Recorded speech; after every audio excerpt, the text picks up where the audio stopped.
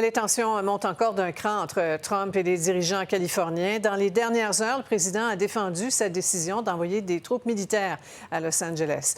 Sans son intervention, Étienne, il est persuadé que la ville serait à feu et à sang. C'est l'avis de Donald Trump qui a tenu un grand rassemblement justement devant des militaires il y a environ une heure. Sophie, il a mentionné que sans son intervention, il a défendu son intervention parce que maintenant 4000 membres de la Garde nationale sont mobilisés, en plus de 700 Marines. Le président Trump a accusé les manifestants de blesser les policiers et les forces de l'ordre à coups de briques. Comment a-t-il expliqué ce qui se passe présentement dans les rues de la ville californienne?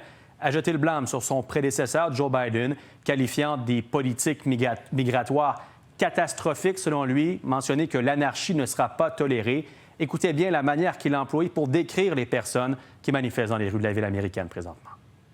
Under the Trump administration, this anarchy will not stand.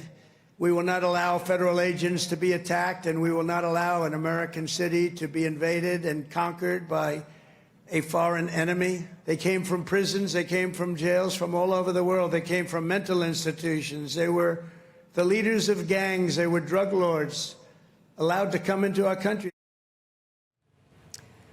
Et chez nous, Étienne, le juge en chef de la Cour suprême du Canada s'est prononcé sur la situation. Exactement. Richard Wagner s'est fait poser la question, Sophie, doit-on au Canada s'inquiéter de ce que l'on voit présentement aux États-Unis, de voir le président s'en prendre aux institutions, aux tribunaux, également aux universités? Sans commenter précisément le cas aux États-Unis, il a reconnu que l'État de droit est en danger dans plusieurs pays présentement à travers le monde. On peut l'entendre.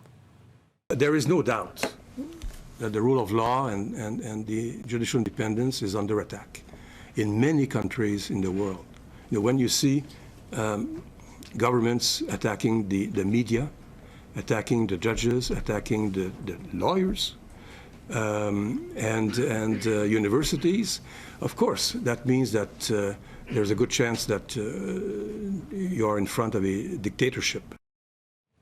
Donc, le juge Wagner a mentionné que ce type de comportement, on peut se retrouver devant une dictature, Sophie. En terminant, on le sait depuis le début, le gouverneur démocrate de l'État de la Californie, Gavin Newsom, est contre la mobilisation des troupes. Il a mentionné aujourd'hui avoir déposé une requête d'urgence pour bloquer le déploiement illégal de Marines, en mentionnant que le président Trump retourne l'armée américaine contre les citoyens américains. Et je vous montre cette carte en terminant parce que, oui, on parle beaucoup de ce qui se passe présentement à Los Angeles, mais aux quatre coins des États-Unis, vous voyez, il y a des manifestations prévues dans les prochaines heures contre la mobilisation des troupes, également l'arrestation des migrants.